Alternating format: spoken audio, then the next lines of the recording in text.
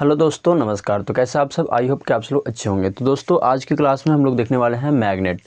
तो जैसा कि आप लोग को पता होगा कि मैग्नेट की क्लास जो स्टार्ट किए हैं, तो इसमें हम लोग मैग्नेट यानी चुंबक के बारे में पिछले क्लास में हम लोग कुछ डिस्कस किए थे। ठीक है, तो आज की क्लास में चुंबक से संबंधित जो भी चीज़ें हैं वो आज के क्लास में हम लोग उसके आगे पढ़ने जा रहे हैं।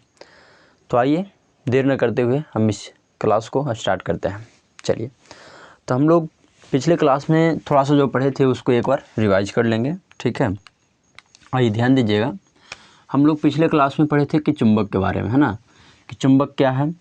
तो प्यारे बच्चे, चुंबक की परिभाषा हम लोग देखे थे। सबसे पहली बात कि हम लोग चुंबक की क्या देखे थे पिछले क्लास में? परिभाषा देखे थे। ठीक है, चुंबक की परिभाषा हम लोग पढ़े थे पिछले क्लास में। ठीक है, तो चुंबक की परिभाषा हमने क्या लिखाया था कि चुंबक यानी कि चुंबक वह पदार्थ है, ठीक है, चुंबक वह पदार्थ है जो किसी भी लौहयुक्त वस्तुओं को अपनी ओर आकर्षित करने की क्षमता रखती है ना। यानी चुंबक वह पदार्थ है जो किसी लौहयुक्त वस्तुओं को अपनी ओर क्या करती है? आकर्षित करती है। उसे क्या कहते हैं? चुंबक कहते हैं। ठीक है, ये हो गया इसकी परिभाषा। हमने बताया था कि जैसे मान लिया जाए ये क्या है? चुंबक है। ठीक है, इस प्रकार से हमने बताया था चुंबक। तो हमने बताया था कि चुंबक में ध्रुव होते हैं, है ना। चुंबक में दो ध्रुव होते हैं, एक एन और एक एस। यानी एन मतलब इसको बोलते हैं उत्तरी ध्रुव और इसे बोलते हैं दक्षिणी ध्रुव। ठीक है, दो ध्रुव होते हैं और फिर चुंबक के बीचों बीच एक चुंबकीय, है ना, रेखाएं होते हैं। ठीक है, और बीच में एक उदासीन बिंदु होता है। ठीक है, इसे क्या बोलते हैं? उदासीन बिंदु बोलते हैं। उदासीन बिंदु बोलते हैं। ठीक है, तो हमने बताया था कि चुंबक के जो दो ध्रुव होते हैं, तो एक उत्तरी ध्रुव और एक दक्षिणी ध्रुव। तो सबसे पहली बात आता है कि ध्रुव किसे कहते हैं? तो चुंबक का वह स्थान जहाँ पे आकर्षण शक्ति क्या होती है? अधिक होती है, उसे हम लोग ध्रुव बोलते हैं। ठीक है, फिर है हमारा ये उदासीन बिंदु किसे कहते हैं? तो चुंबक का वह स्थान जहाँ पे आकर्षण शक्ति बिल्कुल नगण्य होती है, जीरो के बराबर होती है, उसे हम लोग क्या बोलते हैं? उदासीन बिंदु बोलते हैं। ठीक है, बात समझ आ रहा होगा।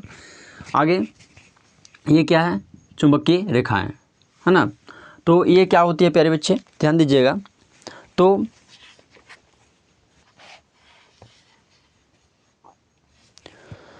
चुंबकीय अक्ष बोलते हैं, है ना। इसे क्या बोलते हैं हम लोग? चुंबकीय अक्ष, सॉरी चुंबकीय रेखा नहीं, चुंबकीय अक्ष इसको बोलते हैं। तो प्यारे बच्चे ध्यान दीजिएगा कि उत्तरी ध्रुव से दक्षिणी ध्रुव को मिलाने वाली जो काल्पनिक रेखा होती है उसे ही क्या बोलते हैं? चुंबकीय अक्ष बोलते हैं। ठीक है, तो ये थोड़ा सा हम लोग चुंबक के बारे में पिछले क्लास में पढ़े थे। ठीक है, तो आज हम इसके आगे की क्लास हम लोग पढ़ेंगे आज। चलिए आइए देखिए, ध्यान दीजिएगा।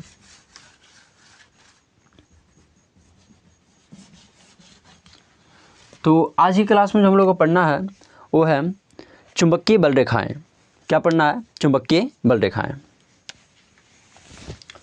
चुंबकीय बल रेखाएं, चुंबकीय बल रेखाएं, चुंबकीय बल रेखाएं। तो ध्यान दीजिएगा, चुंबकीय बल रेखाएं क्या है? तो प्यारे बच्चे जैसे समझिएगा कि ये चुंबक है, ठीक है, चुंबक है। तो आप जानते हैं कि ये उत्तरी ध्रुव को एन से डिनोट करते हैं और दक्षिणी ध्रुव को एस से डिनोट करते हैं। और चुंबक के बीचों बीच में क्या होती है? चुंबकीय अक्ष होती है, जो उत्तरी ध्रुव से दक्षिणी ध्रुव को मिलाने वाली काल्पनिक रेखा को चुंबकीय अक्ष बोलते हैं। और बीच में क्या होती है? उदासीन बिंदु होती है। ठीक है, तो ध्यान दीजिएगा कि चुंबकीय बल रेखाएं किसे कहते हैं। तो जब किसी चुंबक के, प्यारे बच्चे ध्यान दीजिएगा, कि जब किसी चुंबक के उत्तरी ध्रुव से, जब किसी चुंबक के उत्तरी ध्रुव से चुंबकीय रेखाएं, है ना, जब किसी चुंबक के उत्तरी ध्रुव से निकलने वाली चुंबकीय रेखाएं दक्षिणी ध्रुव में प्रवेश करती है। जब किसी चुंबक के उत्तरी ध्रुव से निकलने वाली चुंबकीय रेखाएं दक्षिणी ध्रुव में प्रवेश करती है, यानी कि ये हमारा उत्तरी ध्रुव हो गया और ये दक्षिण ध्रुव हो गया। जब किसी चुंबक के उत्तरी ध्रुव से निकलने वाली चुंबकीय रेखाएं, है ना, जब किसी चुंबक के उत्तरी ध्रुव से निकलने वाली चुंबकीय रेखाएं दक्षिण ध्रुव में क्या करती है? प्रवेश करती है, यानी कि उत्तरी ध्रुव से निकल करके ये दक्षिणी ध्रुव में क्या करती है, प्रवेश करती है। उत्तरी ध्रुव से निकल करके दक्षिण ध्रुव में क्या करती है, प्रवेश करती है। तो इनके बीच जो बल लगता है उसे चुंबकीय बल रेखाएं कहते हैं। तो चुंबकीय रेखाएं के बीच जो बल लगती है उसे क्या बोलते हैं, चुंबकीय बल रेखाएं कहते हैं। तो इसका डिफिनेशन हम लोग क्या लिखेंगे कि जब किसी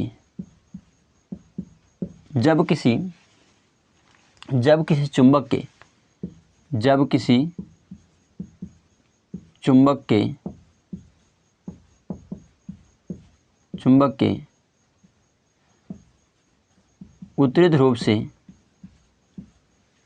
उत्तरी ध्रुव से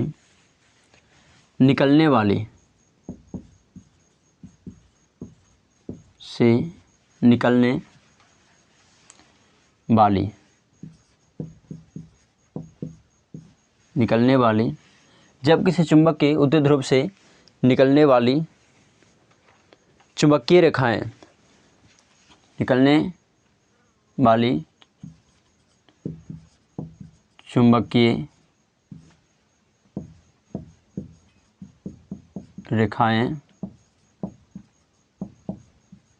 दक्षिणी ध्रुव में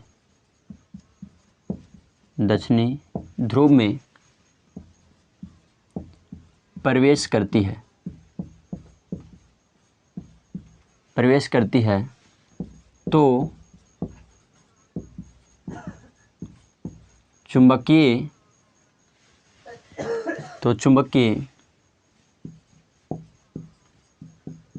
रेखाएं के बीच जो बल लगती है, चुंबकीय रेखाएं के बीच जो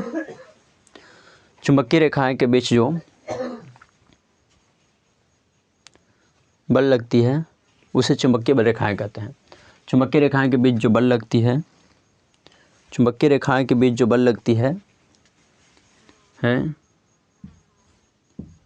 उसे चुंबकीय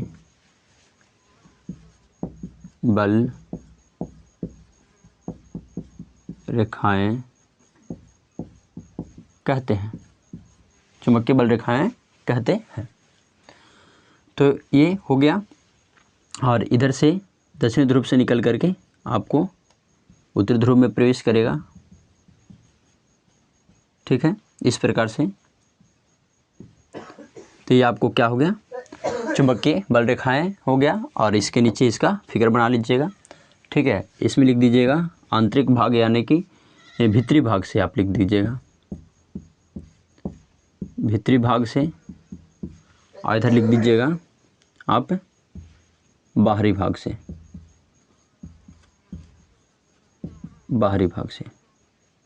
इधर लिख लीजिएगा भीतरी भाग से और इस साइड लिख लीजिएगा बाहरी भाग से, है ना। इसको याद करने के लिए कुछ नहीं है, बस थोड़ा सा दिमाग लगाइएगा कि जब किसी चुंबक के उत्तरी ध्रुव से निकलने वाली चुंबकीय रेखाएं दक्षिणी ध्रुव में प्रवेश करती है तो चुंबकीय रेखाएं के बीच जो बल लगती है उसे चुंबकीय बल रेखाएं कहते हैं, ठीक है, याद हो जाएगा। अब हम इसके बारे में अगर आप लिख लिए होंगे तो आगे लिखेंगे चुंबकीय बल रेखाएं का गुण।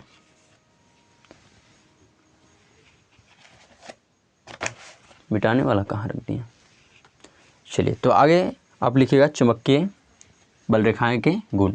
इसे मिटाते हैं।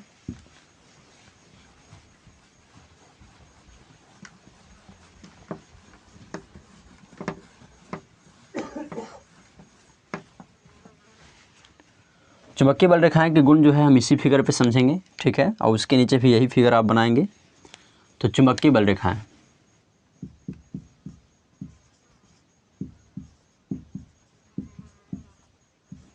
चुंबकीय बल रेखाएं के गुण, चुंबकीय बल रेखाएं के गुण। तो चुंबकीय बल रेखाएं के 4 गुण होते हैं, ठीक है। तो पहला हम लिखेंगे चुंबकीय बल रेखाएं भीतरी भाग, इधर लिखे थे ना। तो चुंबकीय बल रेखाएं भीतरी भाग यानी आंतरिक भाग, ठीक है। तो चुंबकीय बल रेखाएं चुंबकीय बल रेखाएं आंतरिक भाग से उत्तरी ध्रुव से, चुंबकीय बल रेखाएं आंतरिक भाग से उत्तरी ध्रुव से निकल करके दक्षिणी ध्रुव में प्रवेश करती है। ठीक है, पहला क्या लिखेंगे कि चुंबकीय बल रेखाएं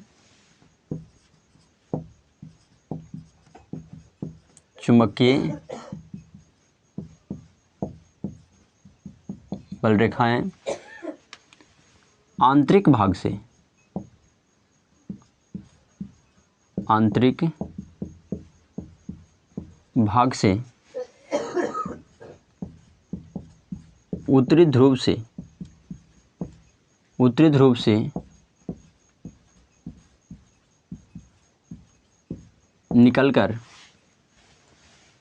निकलकर दक्षिणी ध्रुव में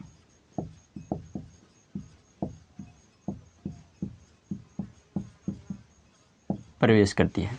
चुंबकीय बल रेखाएं आंतरिक भाग से उत्तरी ध्रुव से निकलकर दक्षिणी ध्रुव में प्रवेश करती है। आई होप कि आप लोग को समझ में आ रही होगी।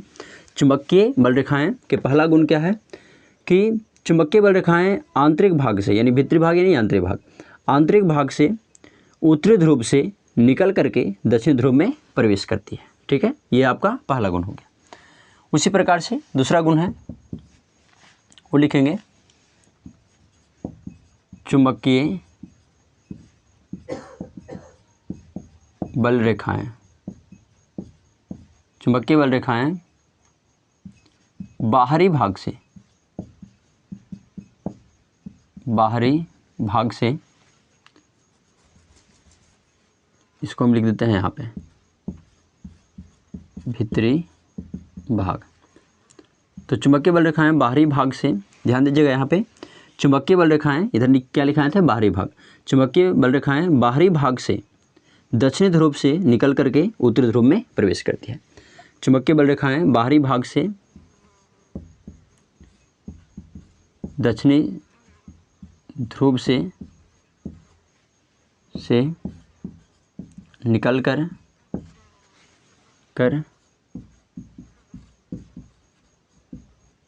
उत्तरी ध्रुव में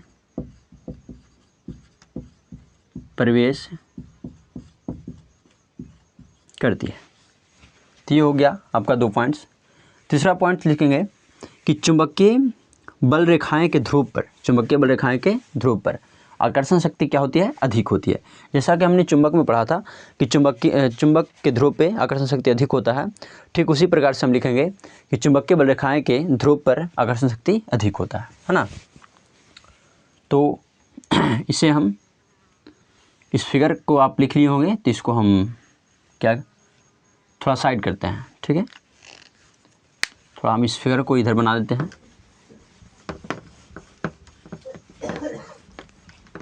इस फिगर को हम यहाँ पे बना लेते हैं।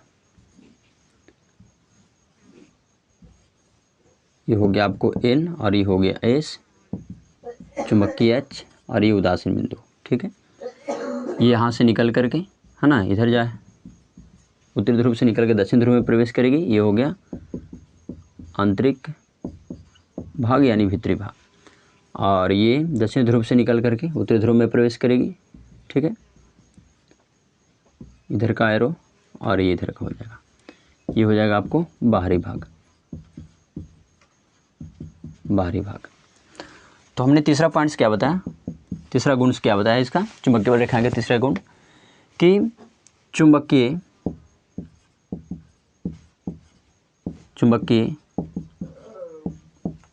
बल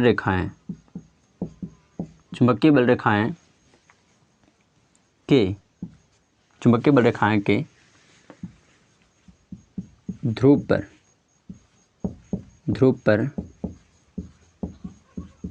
आकर्षण शक्ति क्या होती है प्यारे बच्चे, अधिक होती है। चुंबकीय बल रेखाएं के ध्रुव पर आकर्षण शक्ति क्या होती है, अधिक होती है। इसका चौथा पॉइंट्स आप बताएंगे क्या होगा। तो प्यारे बच्चे ध्यान दीजिएगा कि ज्यों चुंबकीय बल रेखाएं की संख्या बढ़ेगी त्यों इसका घनापन कम होता जाएगा। यानी हम इसमें लिखेंगे कि चुंबकीय बल रेखाएं की जैसे जैसे संख्या बढ़ेगी, चुंबकीय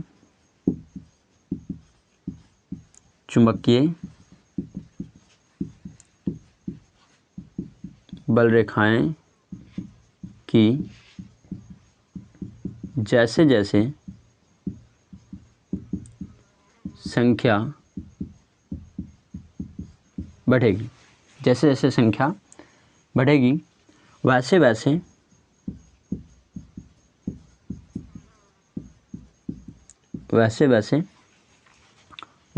घनापन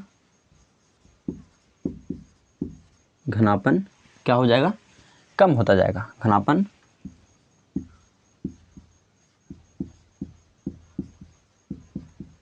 कम होता जाएगा, है ना। तो क्या समझे, इसमें कुछ नहीं है, बस सिंपल सी चीज़ें याद रखना है कि फिर से हम एक बार दोहरा देते हैं कि चुंबकीय बल रेखाएं के 4 गुण होते हैं, वो कौन कौन है। तो इस प्रकार से आप याद रखेंगे, इस फिगर को देख करके याद रख लेना है, ठीक है। तो चुंबकीय बल रेखाएं, ठीक है, ये आपका चुंबकीय बल रेखाएं हैं, ठीक है। तो चुंबकीय बल रेखाएं उत्तरी ध्रुव से ना, चुंबकीय बल रेखाएं आंतरिक भाग से उत्तरी ध्रुव से निकल करके दक्षिण ध्रुव में प्रवेश करती है, पहला हो गया। दूसरा, चुंबकीय बल रेखाएं बाहरी भाग से दक्षिणी ध्रुव से निकल करके उत्तरी ध्रुव में प्रवेश करती है, दूसरा हो गया। तीसरा, चुंबकीय बल रेखाएं के ध्रुव पर आकर्षण शक्ति अधिक होती है। नेक्स्ट, चौथा क्या हो जाएगा कि चुंबकीय बल रेखाएं की जैसे जैसे संख्या इसकी बढ़ेगी, जैसे जैसे इसकी संख्या और बढ़ेगी तो वैसे वैसे इसका और घनापन कम होता जाएगा, ठीक है। तो इस प्रकार से इसको आप याद रखेंगे, ठीक है। तो आगे चुंबकीय प्रेरक क्या है, तो हम समझेंगे आगे कि चुंबकीय प्रेरक क्या है, ध्यान दीजिएगा। तब तक इसको आप लोग लिख लीजिए।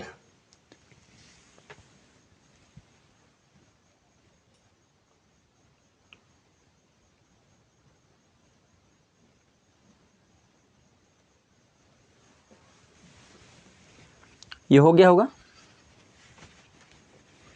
चलिए आइए।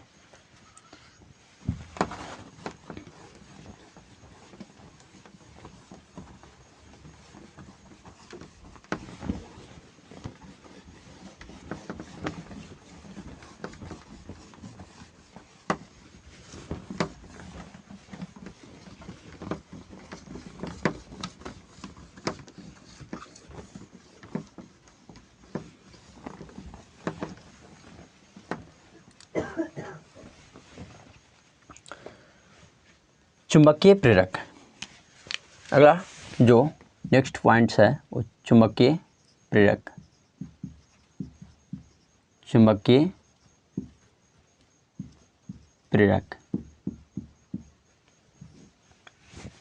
ये हम लोग जो पढ़ रहे हैं वो क्लास 10th का चैप्टर है, चुंबक फिजिक्स का, है ना। तो चुंबकीय प्रेरक, ध्यान दीजिएगा, चुंबकीय प्रेरक क्या है, आइए। तो चुंबकीय प्रेरक तो ध्यान दीजिएगा प्यारे बच्चे कि ये आपका क्या है, ये आपका चुंबक है ना। इसे और नीचे बनाते हैं,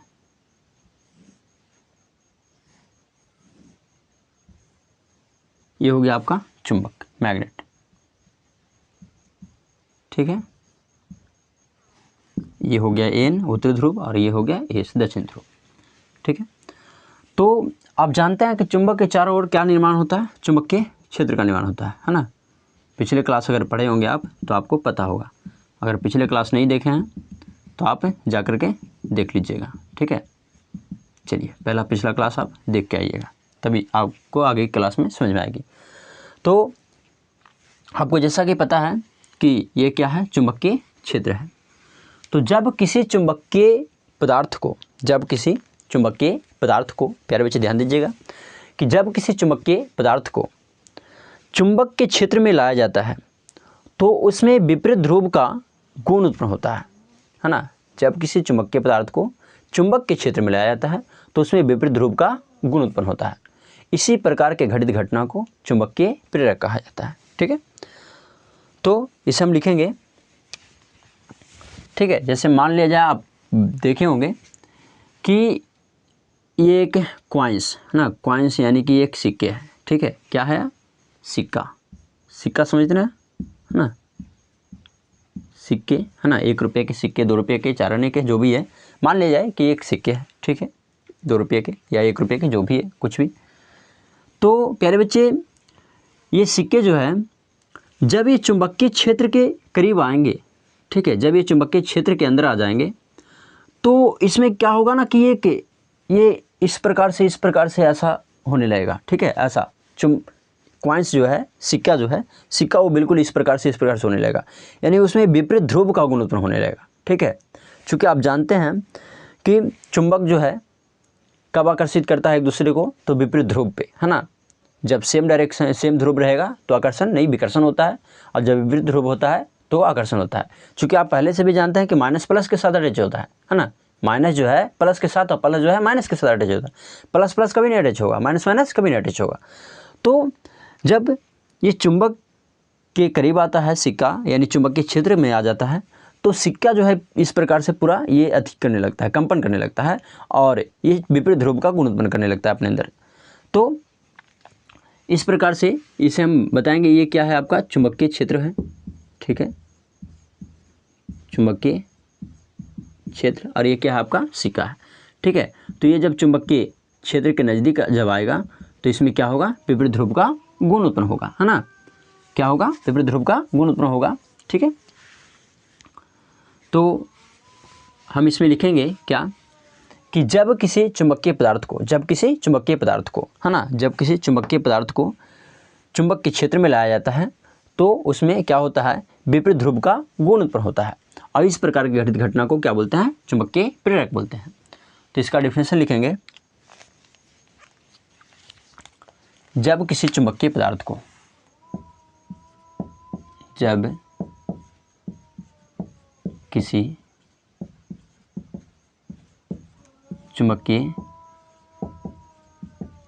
पदार्थ को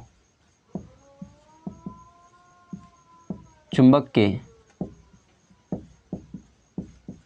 क्षेत्र में लाया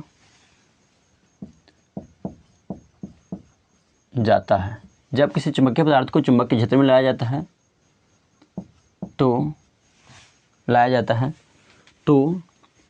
विपरीत ध्रुव का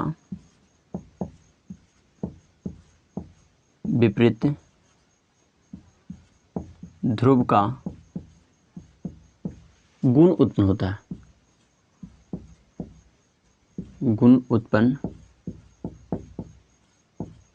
है, विपरीत ध्रुव का गुण उत्पन्न होता है। इसी प्रकार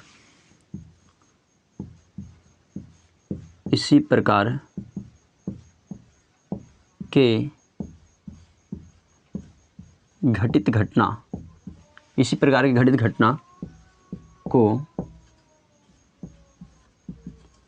चुंबकीय प्रेरक कहते हैं। तो इसी प्रकार के घटित घटना को चुंबकीय प्रेरक कहते हैं, ठीक है। तो ये हो गया आपका चुंबकीय प्रेरक, ठीक है, कि जब किसी चुंबकीय पदार्थ को, है ना, चुंबक के क्षेत्र में लाया जाता है, जब किसी चुंबकीय पदार्थ को चुंबक के क्षेत्र में लाया जाता है तो उसमें क्या होता है? विपरीत ध्रुव का गुण उत्पन्न होता है ना, सिक्का, कॉइन्स जो है ऐसे ऐसे कंपन करने लगता है, तो उसमें विपरीत ध्रुव का गुण उत्पन्न होता है। तो इस प्रकार की घटित घटना को चुंबकीय प्रेरक कहते हैं, ठीक है। आई होप कि आप लोग को समझ में आ रहा होगा। तो आप इसे स्क्रीनशॉट ले लेंगे।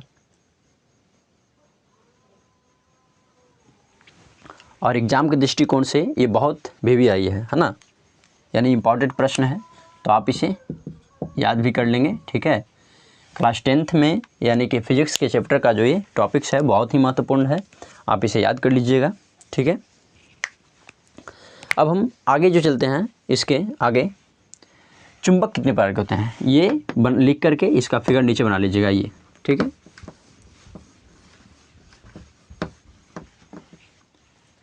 आगे ध्यान दीजिएगा, चुंबक कितने प्रकार का होता है ना। तो प्यारे बच्चे, चुंबक जो है यानी कि चुंबक 2 प्रकार का होता है। चुंबक दो प्रकार के होते हैं। चुंबक कितने प्रकार के होते हैं? दो प्रकार के होते हैं। कौन कौन, है ना? तो ध्यान दीजिएगा, एक होते हैं प्राकृतिक चुंबक, प्राकृतिक चुंबक, एक होते हैं प्राकृतिक चुंबक और एक होते हैं कृत्रिम चुंबक। ठीक है, एक होते हैं कृत्रिम चुंबक, एक होते हैं प्राकृतिक चुंबक और एक होते हैं कृत्रिम चुंबक।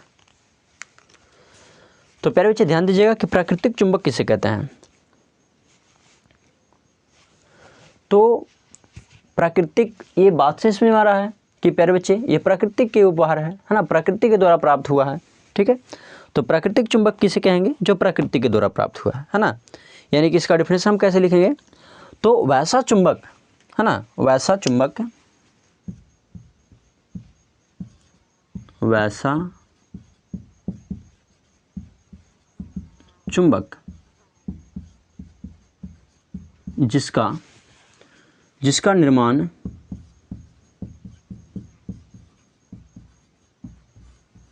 प्रकृति के द्वारा, जिसका निर्माण प्रकृति के द्वारा हुआ है। वैसा चुंबक जिसका निर्माण प्रकृति के द्वारा हुआ है उसे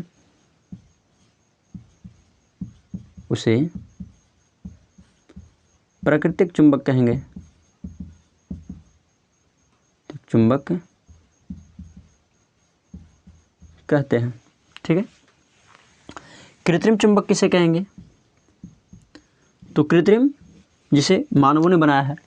तो वैसा चुंबक जिसका निर्माण, है ना, मानव के द्वारा प्रयोगशालाओं में हुआ है उसे कृत्रिम चुंबक कहेंगे। यानी कि वैसा चुंबक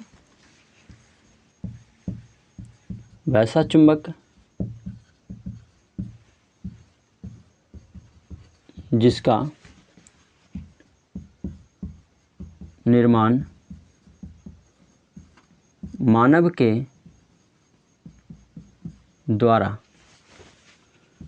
के द्वारा प्रयोगशालाओं में,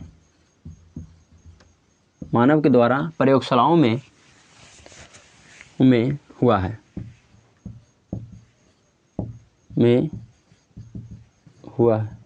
वैसा चुंबक जिसका निर्माण मानव के द्वारा प्रयोगशालाओं में हुआ है ना, उसे क्या बोलेंगे? तो उसे कृत्रिम चुंबक कहते हैं। ठीक है, तो चुंबक कितने प्रकार के हो गए? चुंबक दो प्रकार के, एक प्राकृतिक चुंबक और एक कृत्रिम चुंबक। वैसा चुंबक जो प्रकृति के द्वारा प्राप्त हुआ है उसे कृत्रिम चुंबक कहेंगे, और वैसा चुंबक जो मानव के द्वारा प्रयोगशालाओं में प्राप्त हुआ है उसे क्या बोलेंगे? प्रयोगशालाओं के द्वारा जो बनाया गया है उसे कृत्रिम चुंबक बोलेंगे। अब एक कृत्रिम चुंबक कितने प्रकार के होते हैं? तो कृत्रिम चुंबक भी प्यारे बच्चे दो प्रकार के होते हैं। ठीक है, इसे आप लिखिए, स्क्रीनशॉट पहले कर लीजिएगा, फिर बढ़ते हैं आगे। तो ध्यान दीजिएगा, कृत्रिम चुंबक, इसे मिटाते हैं।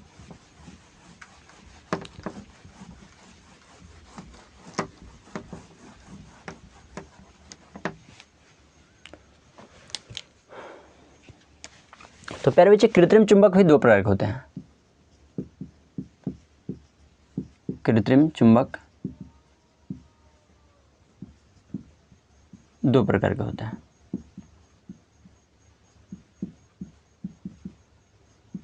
कृत्रिम चुंबक भी कितने प्रकार के होते हैं? दो प्रकार के होते हैं। ठीक है, पहला अस्थायी चुंबक,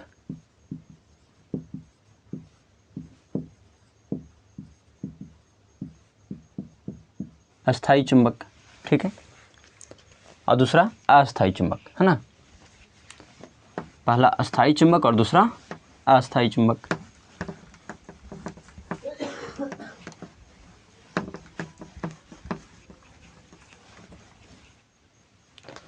तो अस्थायी चुंबक किसे कहेंगे? तो नोट करिएगा, वैसा चुंबक जिसका चुंबकीय गुण, वैसा चुंबक जिसका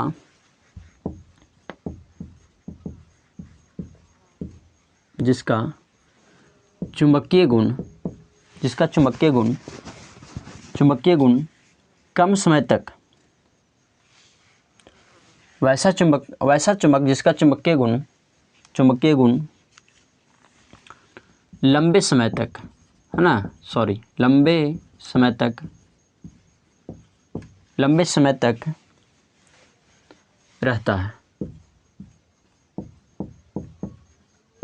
समय तक रहता है, उसे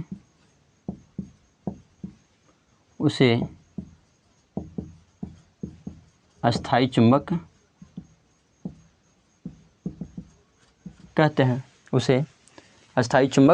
कहते हैं। ठीक है, ध्यान दीजिएगा। तो वैसा चुंबक जिसका चुंबकीय गुण लंबे समय तक रहता है उसे अस्थायी चुंबक कहते हैं। अगला है अस्थायी चुंबक।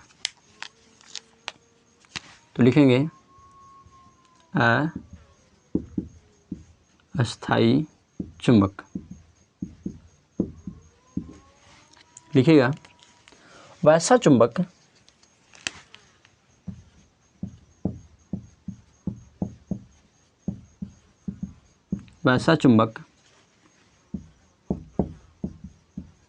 जिसका चुंबकीय गुण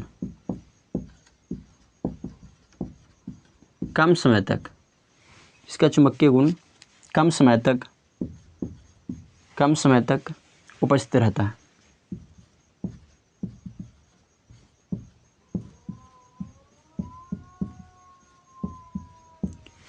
उपस्थित रहता है। अर्थात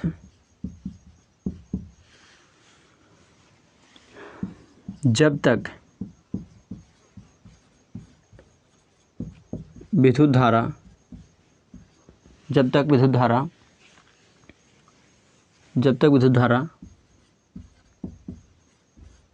प्रवाहित